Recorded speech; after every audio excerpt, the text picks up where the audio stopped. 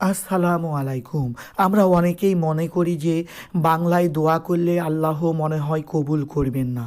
আমি বলি এই ধারণাটা মন থেকে দূর করে দিন।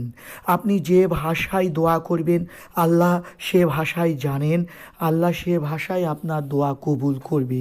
তাই যদি না হবে, মুসা নবীর ভাষা ছিল হিব্রু, তিনি যে দোয়া করলেন তা কবুল হয়ে গেল।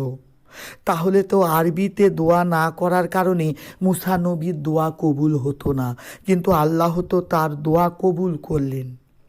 তো বন্ধুরা, ভিডিওটি শেষ পর্যন্ত দেখে যান। আজকে এমন কিছু বলতে চলেছি, আপনার প্রতিটি দোয়া আল্লাহর কাছে কবুল হবে। দোয়া কবুল হওয়ার প্রথম মাধ্যম হলো আপনাকে প্রথমে পবিত্র হতে হবে। ফরজ গোসল করা লাগলে ফরজ গোসল করে নিন।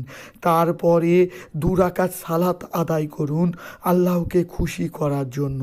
এরপর যে দরুদ শরীফটা আপনি জানেন সে দরুদ শরীফটা পড়ুন।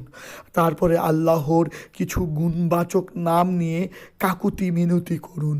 আল্লাহকে বলুন, আপনি তো সামাদ, আপনি তো রাজ্জাক, আপনি তো রাহিম, আপনি জাল জালালি ওয়াল ইকরাম, আপনি হাইয়ু, আপনি কয়ুম।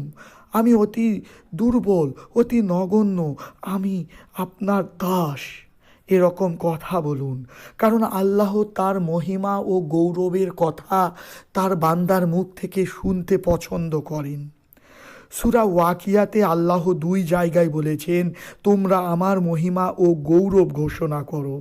এর জন্য আমাদের উচিত কোনো দোয়া করার আগে আল্লাহর মহিমা ও গৌরব ঘোষণা করা। তাহলে আমাদের দোয়া কবুল হওয়ার চান্স 1000 গুণ বেড়ে যায়। এরপর দরুদ শরীফ পড়েন, কারণ আল্লাহ এবং আল্লাহর রাসূল নিজের নবীর উপর দরুদ পড়েছেন। তারপর আপনার মনের চাওয়াগুলো বাংলায় বলুন, কারণ আপনি বাংলায় যদি দোয়া করেন আপনি মনের মাধুর্য মিশিয়ে দোয়া করতে পারবেন। দোয়াটা করুন, দোয়া শেষে আবার দরুদ শরীফ পড়ুন। তারপর 1 টাকা হোক, 2 টাকা হোক, 5 টাকা হোক আল্লাহর রাস্তায় দান করুন, গরিব দুঃখীকে দান করুন। তারপরে দেখুন দোয়া কবুল হয় কি না। ইনশাআল্লাহ দোয়া কবুল হবে।